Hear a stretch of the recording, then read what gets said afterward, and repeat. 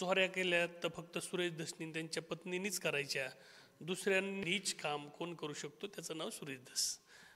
अहो व्यापारी वर्ग दम द्यायचा, तुम्हाला आम्ही कर लावू, तुमचं आम्ही दुकान पाडू, बंद करा, अशा पद्धतीचं दहशतीचं वातावरण तयार करून आष्टी शहर बंद केलं. आणि त्यांच्याकडे खाली गुंड पाळलेले आहेत ना, त्या गुंडांनी मोटरसायकलवर चक्कर मारून सांगायचं लोकांना की उघडायचं नाही. व्यापाऱ्याचे फोन आले की बाबा हे असं बंद ठेवणं यांच्या कार्यक्रमासाठी हे योग्य नाही, तुम्ही कुठंतरी मी आज जे सुरेश धस त्यांच्या पत्नी प्राजक्ता अक्का यांच्या बाबतीत जे बोलतो की ऑन पेपर बोलतो ते किती निचाड वागू शकतात त्याचं साक्षात माझ्याकडे पुरावे आहेत, हिडीव आहेत, आडीव आहेत आणि कागदपत्रे आहेत. मोठ्या गायकवाड नावाची एक आदिवासी समाजातल्या व्यक्तीचा जो पवन चक्क्याच्या माध्यमातूनच मागं जी हत्या झालेली ती हत्या यांनीच केलेली आहे, त्याचे बऱ्यापैकी माझ्याकडे पुरावे आहेत. मी मुख्यमंत्र्याला मागणी करणार आहे, देशमुख कुटुंबांच्या मागं माझं असं मत आहे की या जिल्ह्यातला सगळा समाज उभा राहायला पाहिजे होता. पण तुम्ही बोलताना की याचाच राजीनामा घ्या, पोलिसांवर आरोप केले, वादावादी झाली प्राजक्ता अक्काची आणि दस साहेबांच्या, त्याच्यातून ती हत्या झालेली आहे आणि निगरून हत्या झालेली, त्याला गोळ्या घातल्या त्याला, म्हणजे ते वाईट वाटत नाही सुरेश धसला. माझं असं हिंदू देवदेवतेच्या जिमिनी लाटतो. आता जे मच्छिंद्रनाथ आहे तिथल्या पिटीतले पैसे आणून खर्चितो. सुरेश धस इतका नालायक माणूस. मुख्यमंत्री देवेंद्र फडणवीस याच्या माध्यमातून आज भूमिपूजन सोहळा पार पडला आहे आणि त्यानंतर माझ्यासोबत बोलण्यासाठी रामजी खाडे आहेत. आज भूमिपूजन सोहळा पार पडला आहे आष्टीमध्ये. हा जो प्रकल्प आहे या प्रकल्पाची अधिक माहिती काय द्या? हा प्रकल्प अनेक वर्षापासून चालू आहे आमच्या आष्टी मतदारसंघाचा, परंतु मला एक कळत नाही, मुख्यमंत्री महोदय या कार्यक्रमाला आज आले होते, त्यांचे सहकारी जिल्ह्यातले लोकप्रतिनिधी त्याच्याबरोबर होते, शासकीय कार्यक्रम होता. त्याच्याबद्दल असं समजलं की हा भूमिपूजन सोहळा आज पार पडलाय, पण मात्र या अगोदरच या भूमिपूजन सोहळा जो आहे तो अजितदादा पवारांच्या उपस्थितीमध्ये पार पडणार होता. ही अशी चर्चा जी आहे ती देखील ऐकायला भेटली, याची अधिक माहिती? तसं शिंपुरा ते खुंटेफळ ही उपसा सिंचन जी योजना आहे, ही योजना तशी उद्धव ठाकरे साहेब ज्यावेळेस मुख्यमंत्री होते त्याच वेळेस आमचे नेते आदरणीय जयंतराव पाटील साहेब जलसंपदा मंत्री असताना या खात्याचे त्यांनी याला मंजुरी दिली होती आणि टेंडर निघणं बाकी होतं. नंतर सरकार बदललं, सरकार बदलल्यावर यांनी ते रद्द केल्या, अतिमहत्वाकांक्षा दाखवून परत त्याचं प्रमा काढली, टेंडर काढलं आणि तसं तत्कालीन आमदार बाळासाहेब आजबे यांच्या माध्यमातून ही योजना मंजूर झालेली आहे आणि तिचं काम बी 25% आसपास गेले वर्षभर झालं चालू आहे. परंतु मीच केलं आणि मलाच त्याचं श्रेय मिळालं पाहिजे आणि मीपणा म्हणतात की काम चालू होतं, मात्र आज भूमिपूजन सोहळा पार पडला. हे राजकीय गणित आहेत सगळे, हे कुणाला तरी या प्रकल्पाचं श्रेय घ्यायचं, या प्रकल्पामधून काहीतरी मिळवायचं, याच्यासाठी जे 2 महिने झालं आपल्या बीड जिल्ह्यामध्ये हे समीकरण चाललेलं आहे. संतोष देशमुख साहेबांच्या हत्येच्या मागून जे राजकारण चाललेलं आहे. तुम्ही संतोष देशमुखांच्या हत्या प्रकरणावरून आता तो विषय काढला, काय वाटतंय संतोष देशमुख यांच्या हत्या प्रकरणावरून? पूर्ण कधी सुरेश धस जे आहेत ते वाल्मिक कराडांना टार्गेटवरती धरतात, त्यानंतर आता मंत्री धनंजय मुंडे यांना टार्गेटवरती धरतात आणि ज्यावेळेस ह्या निवडणुका पार पडल्या त्यावेळेस पंकजा मुंडेंना कुठंतरी डिवचलं जात आहे. ह्या सगळ्या गोष्टीकडे कसं पाहताय? नाही, ही सगळं जे चाललेलं आहे हे संतोष देशमुखच्या हत्येचं राजकारण चाललेलं आहे आणि त्याच्यामुळं जिल्ह्यात हे जातीचं जे राजकारणाचा भडका उठलेला आहे त्याला सर्वस्वी कारणीभूत आमचा आष्टी मतदारसंघाचा लोकप्रतिनिधी आहे. कारण की ह्यांना ही सवय आहे, ही आमचे जे लोकप्रतिनिधी आहेत हे इथून मागं इतकं घाण वागलेले आहेत आणि आजही वागतात. आजही कोणाच्या बदल्या कुठं करायच्या, कोणाला दम द्यायचा, कुणाचे कामं घ्यायचे, कुठं टेंडर घ्यायचं.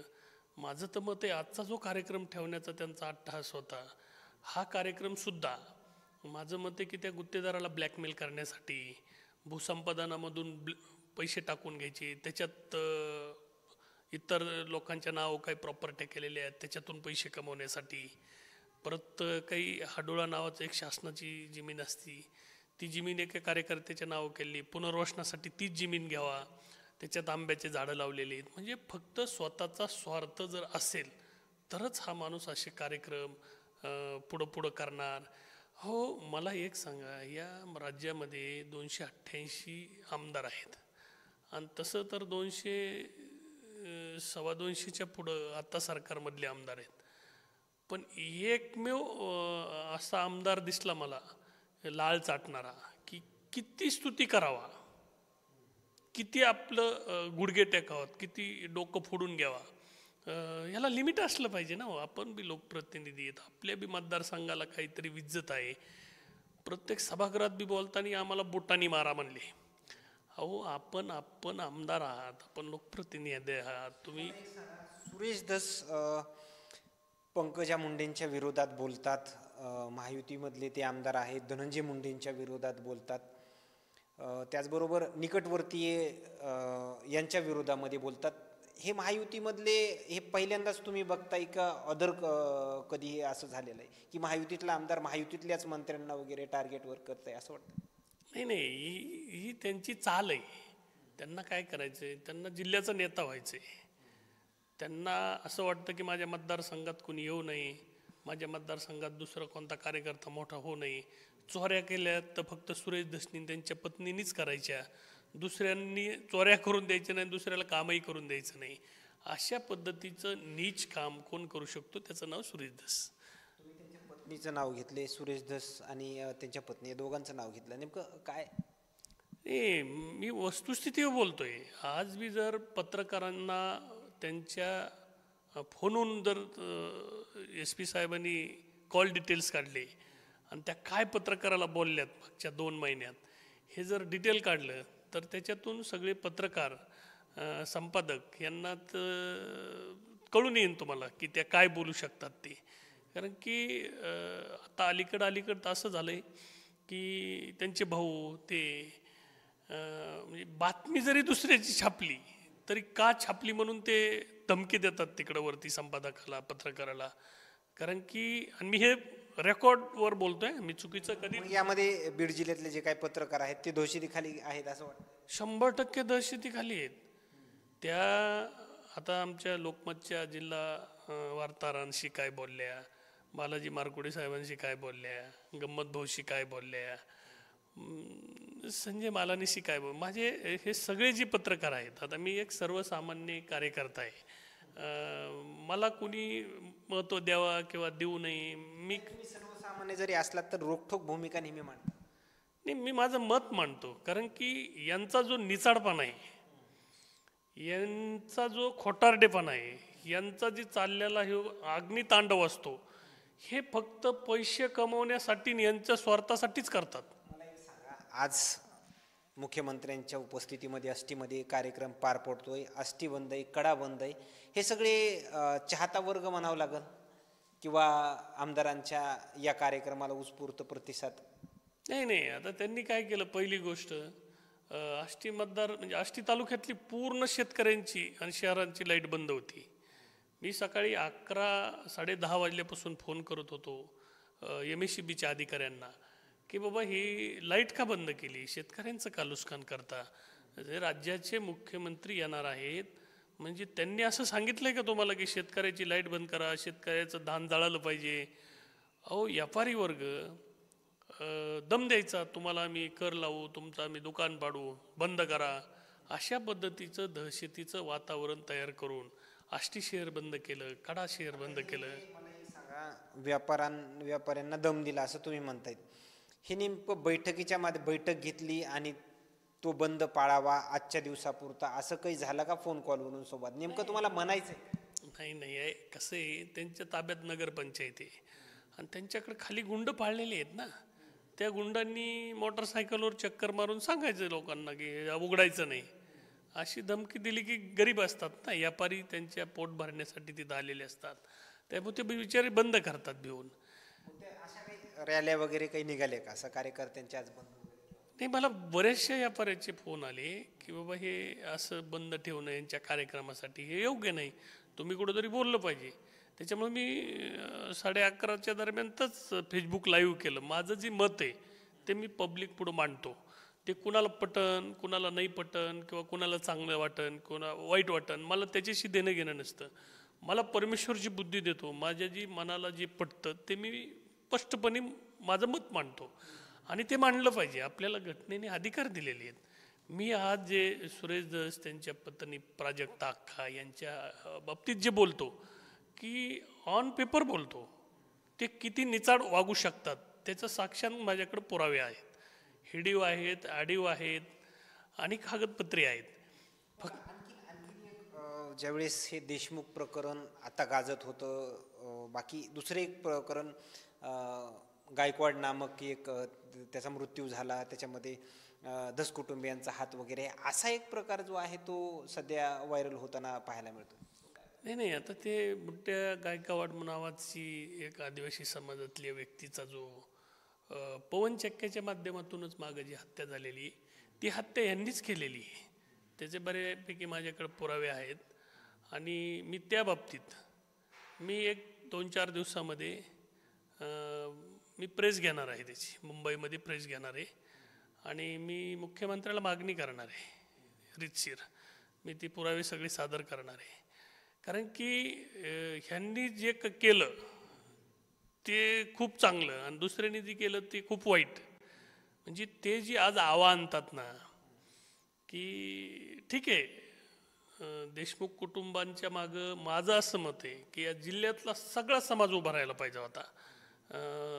कधी धनगर, वंजारा, मराठा, आज पण बी आहे. प्रत्येक जण म्हणतोय की जे कोणी आरोपी असतील, मग आरोपीला काही जात वगैरे काही नसते, जो कोणी असते त्याला आरोपीला फासावर लटकायला पाहिजे, ही प्रत्येक व्यक्तीची मागणी आहे. प्रत्येक व्यक्तीची. पण तुम्ही बोलताना जे बोलताना की याचाच राजीनामा घ्या, त्यालाच मोका लावा, त्याचंच टिप्पर धरा, आता त्या पोलिसांवर आरोप केले. अहो, तो पोलीस बिचारा तो म्हणतो माझ्याकडे टायर सुद्धा नाही सापडला. माहिती मी तिथले दाऊदपूर लोक आज पण तिथं उपोषण करतायत, त्यांच्याकडून देखील माहिती घेतली. ते म्हणतायत की ज्या गाडीवरती पोलीस प्रशासनाचा अधिकारी फिरतो त्याला पेट्रोल टाकाय देखील पैसे नसतात. असे चर्चा जे आहे ते आम्हाला कालच ऐकायला मिळाले, जसे की त्यांनी 100 टिप्पर त्या अधिकाऱ्याकडे आहेत, असा थेट आरोप जे आहे ते त्यांच्यावरती केला. हा खोटा आरोप आहे, हे स्पष्ट दिसून येत आहे. मात्र ते परत या 2 दिवसापूर्वी परत पत्रकार परिषदेच्या माध्यमातून म्हणले की मी त्या गोष्टीवर पण ठाम आहे. ते नंतर सूर्योदय न्यूज चॅनलच्या माध्यमातून धस नेमकं काय बोलते यावर प्रश्नार्थक चिन्ह जे आहे ते उपस्थित राहताना पाहायला मिळते. मात्र बुट्ट्या गायकवाड हे प्रकरण, बुट्ट्या गायकवाडचं प्रकरण, त्यावेळेस त्या कुटुंबाचं सांत्वन कराय स्वर्गीय गोपीनाथ मुंडे साहेब आले होते, रामदासजी आठवले साहेब आले होते, परंतु त्यावेळेसचे तत्कालीन गृहमंत्री, त्याचे पुरावे पण माझ्याकडे आहेत आणि मी मुख्यमंत्र्यांना त्या संदर्भात भेटणार आहे, आणि बीडमध्ये न पत्रकार परिषद घेता मी मुंबईमध्ये पत्रकार परिषद घेणार आहे. नाही, त्याचं कारण असं आहे की हे प्रकरण जुनं आहे, आणि याच्यामध्ये फिर्यादीला मॅनेज करून यांनी काही आरोपीसुद्धा अटक करायचं ठेवलेलं आहे. आणि त्याच्यामुळं हे जुनं प्रकरण जर ओपन करायचं असेल तर त्याला खुद्द मुख्यमंत्र्यांनी, महासंचालक साहेबांनी त्याला आदेश द्यावा लागते. त्यात एक SIT नेमावं लागेल, आणि ती SIT नेमून त्याचे सगळे आम्ही दिलेले पुरावे आणि त्यांनी त्याच्या आधारे केलेला तपास त्याच्यातून सिद्ध होऊन जाईल. कारण की 1 वर्षाच्या पुढं गेलं तर त्याचं काही मोबाईल डिटेल निघत नाहीत, काही 2 वर्षाच्या पुढं गेलं काही डिटेल निघत नाहीत. पवन चक्कीच्या माध्यमातून हा खून झालेला आहे, नेमकं तो प्रकार काय? नाही, आमच्या इथं जी पवन चक्क्याची पूर्वी कामं चालू होते त्याचे सगळे गुत्तेदारी आणि त्याचं सगळे खालचे कामं सुरेश धस ब्लॅकमेल करून, दादागिरी करून घ्यायचे. त्याच्यात अनेक लोकांना मारहाणी झालेल्या आहेत, पण एकदम निव्वळ जी हत्या झाली ती, माझं असं मत आहे की यांच्या आर्थिक देण्याघेण्याहून काहीतरी वादावादी झाली, प्राजक्ता अक्काची आणि धस साहेबांच्या घरच्यांच्या, असं काहीतरी झालं आणि त्याच्यातून ती हत्या झालेली आहे. आणि निगरून हत्या झालेली, त्याला गोळ्या घातल्या, त्याला कैतीने त्याचे पार हात तोडले, तुकडे तुकडे केले. म्हणजे ते वाईट वाटत नाही सुरेश धसला. माझं असं म्हणणं नाही की संतोष देशमुखच्या बाबतीत ते काही चुकीचं बोलतात, ते जी बोलतात ते वाईटच कृत्य केलेलं आहे. ते सुरेश दस जसं की तुम्ही गायकवाडांचं प्रकरणासंदर्भात बोलता, सुरेश दस देखील परळीतल्या अनेक प्रकरणावरती बोलत आहेत. ते देखील जुने प्रकरण आहेत. ही पत्रकार परिषद घेताल, पुराव्याची मागणी करताना त्याबरोबर जे काही होईल ते होईल. मात्र सध्या परिस्थिती पाहायला गेलं तर तुम्ही म्हणतायत की व्यापाऱ्यावरती दडपण आणून आज बाजारपेठ पूर्णपणे बंद पाडली गेली. आष्टीची झाली की कड्याची? आष्टी, कडा, धानोरा तिन्ही बी आमचे रोडवरचे शहरं बंद होते. आणि दहशत करणं, व्यापाऱ्यावर दबाव टाकणं, मतदारसंघातल्या पब्लिकवर दबाव टाकणं हे त्यांचा पारंपरिक धंदा आहे. आज आज आज पंकजा मुंडेंचं भाषण असेल, मुख्यमंत्री देवेंद्र फडणवीसांचं भाषण असेल आणि धसांचं भाषण असेल, हे ऐकलंय का? नाही, मी मुख्यमंत्र्यांचं भाषण ऐकलंय. मुख्यमंत्री म्हणजे असं काही आम्हाला ते देऊन गेलेले नाही आहेत आणि घेऊन बी गेलेले नाहीत. फक्त ते कार्यक्रमाला आलेत आणि भाषण करून गेलेत. कारण की त्यांचं जी मत आहे की जे एक्सेस पाणी समुद्राला जातं आहे आणि ते जी 50 TMC पाणी आहे ते पाणी उचलून आपल्याला जायकवाडीमध्ये टाकायचं, समजा बॅकवॉटरला घ्यायचं, तर ती जवळपास मी 10 वर्षापूर्वी मागणी केली होती शासनाकडं की समजा कोयनेचं पाणी आहे, ती लाईट तयार होती आणि त्याचं समुद्राला पाणी जातं. जे पाणी वायाला जातं आहे, समुद्राला जातं आहे, तेच पाणी जर इकडं वळवलं तर ते पाणी मराठवाडा सगळा ओलिताखाली येऊन शिल्लक राहील. ती वस्तुस्थिती आहे. मुख्यमंत्री महोदयांनी ते जे त्यांचं मत मांडलं, त्यांनी जे त्यांचं अभ्यासपूर्ण भाषण केलं, त्याचं मी कौतुकच करतो. मुख्यमंत्री महोदयाच्याबद्दलचं माझं काही म्हणणं नाही. परंतु इतका निचाड माणूस, त्याच्यावर हायकोर्टाने गुन्हे दाखल केलेले आहेत, त्याच्यावर नॉन बेलेबल सेक्शन आहेत, 2.5-3 वर्ष झालं मुख्यमंत्री त्याला अटक करून देत नाही, त्याचा तपास करून देत नाही. आणि तितक्या निचाड माणसाच्या लोकप्रतिनिधीला त्याला परत निवडून आणायला त्यांनी मदत केली. आता कार्यक्रमाला यायचं आणि त्यांची स्तुती करायची. अहो, जो माणूस हिंदू देवदेवतेच्या जिमिनी लाटतो, जो माणूस हिंदू देवस्थानच्या आता जे मच्छिंद्रनाथ आहे तिथल्या पेटीतले पैसे आणून खर्चितो. आमच्या इथं महादेवाचं मंदिर आहे, तिथली अख्खी जमीन त्यांच्या ताब्यात आहे. तिथं त्यांनी ते इंग्लिश स्कूल काढले, व्यायामशाळा काढली आणि ती सगळी जमीन ते स्वतः वापरतात. स्वतः तिथले सगळे ट्रस्टी हाकून देऊन ते ट्रस्टी झालेत.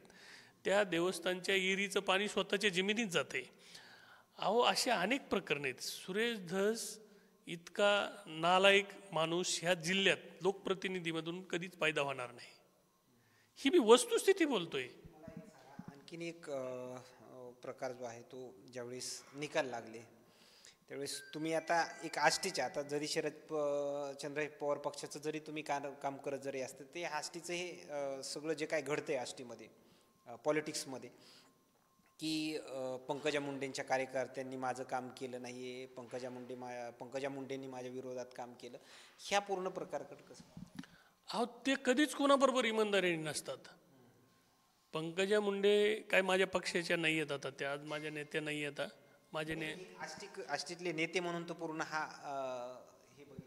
ज्या पक्षात सुरेश धस असतात त्या पक्षाला कधीच मदत करत नाहीत, त्या पक्षाच्या कार्यकर्त्याला कधीच ताकद देत नाहीत.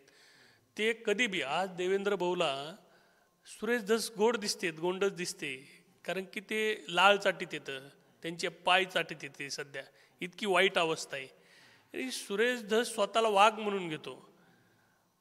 लक्षात आलं का? त्यांची जी आजची भाषणाची पद्धत बघितली ना मी, की इतका खालच्या थराला जाऊन, म्हणजे इतका पाया पडणारा माणूस, तू स्वतःला रगेल वागायचं म्हणतो ना, मग तू रगेल का वागला नाही? तिथं का तू वागतो? मुख्यमंत्री तुझे एकट्याचे नाही आहेत, या राज्याचे मुख्यमंत्री, ते प्रथम नागरिक आहेत. आणि देवेंद्र भाऊ फडणवीसला हे सुद्धा ते ज्ञात असणार आहेत की हे कोणत्या थराचा माणूस आहे ते. परंतु मला आजचं सुरेश धसचं भाषण बघून असं वाटलं की ते स्वतःला म्हणजे ते मानसिकता त्यांची संपलेली, हरलेली आहेत. ते फक्त देवेंद्र भाऊ आणि देवेंद्र भाऊ करून स्वतःची पोळी भाजवण्याचं काम त्यांचं चालू आहे. आणि गुन्हे दाखल जे झालेले आहेत, चौकशा जे चालू आहेत, ह्या दाबवण्याचं पाप देवेंद्र भाऊन करायचं. आणि यांचं जरा डळमळीत झालं देवेंद्र भाऊचं की त्यांनी ते आमच्याच पक्षात येणार आहेत पुरी. आता ते सध्या आमच्या पक्षाच्या लागे भांड्यामध्ये आहेत, आम्हाला आता कळतंय, आम्ही त्याच्यातच येतो रोज.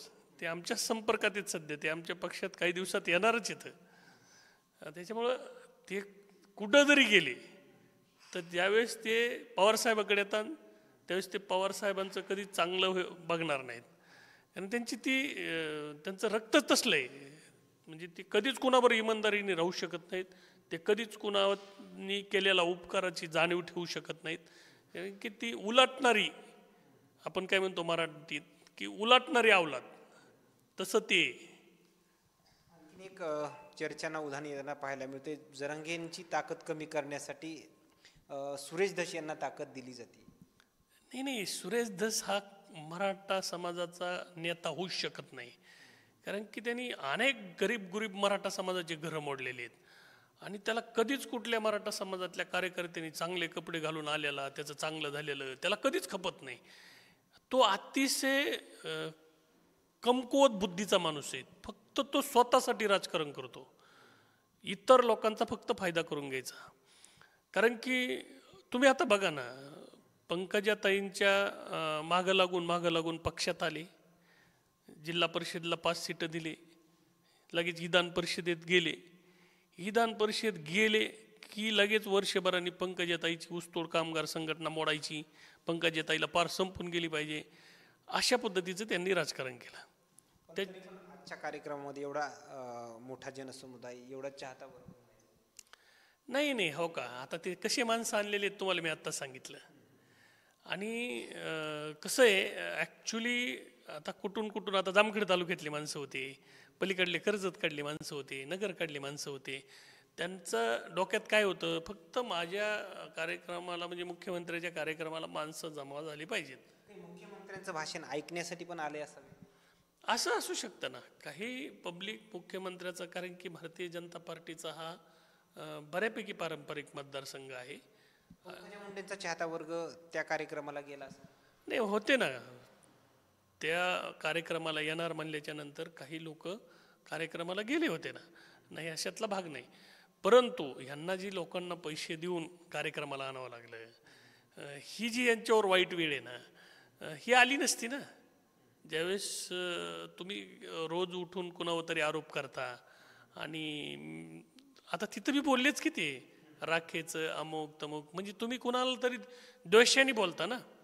आपण किती भरलेले आहेत. आणखीन एक स्टेटमेंट जे आहे ते मोठ्या प्रमाणामध्ये गाजते की आकाचं कार्यक्षेत्र जे आहे ते मोठ्या प्रमाणामध्ये वाढलंय. म्हणजे थेट वाल्मिकांना वरती निशाणा साधून ते कार्यक्षेत्राचाही केला. पण सुरेश धस देखील परळीच्या प्रत्येक गोष्टीवरती बोलतो. नाही, माझं काय मत आहे, वाल्मिक कराड आणि धनंजय मुंडे साहेब यांना अक्का म्हणून ते म्हणतात ना कार्यक्षेत्र वाढले. तर ज्यावेळेस वबचा गुन्हा दाखल झाला आणि सुरेश धस घरात लपून बसले, त्याची दुपारी म्हणले आमच्या दारात दिवसा पोलीस यायची, त्यावेळेस हे पोलीस महागारी कोण लावायचं, त्यावेळेस हे चौकशा थांबायचं काम कोण करायचं, त्यावेळेस यांना अक्का गोड कशा वाटल्या, त्यावेळेस यांना वाल्मिक कराड यांच्या घरात घेऊन हे बसायचे, 2-2 तास इनवणी करायचे, त्यावेळेस ते अक्का नव्हत्या का? तुमच्यावर ज्यावेळेस वाईट वेळ होती त्यावेळेस तुम्हाला अक्का सगळीकडून गोड लागली, साखरेसारखी खाल्ली तुम्ही. आणि आता काही आर्थिक देवाणघेवाण असेल आणि ती त्यांना बुडायची असेल म्हणून अक्का झाल्या त्या. मला ह्याच्याशी हे बोलण्याचं तात्पर्य म्हणजे मी इतक्या वर्ष झालं पाठपुरावा करतोय, ह्यांना अटक न करून देण्याला धनंजय मुंडे, यांच्या चौकशा न करून देण्यासाठी वाल्मिक कराड, त्यावेळेस यांना हे गोड लागले ना. आत्ता यांना अक्का का वाटते?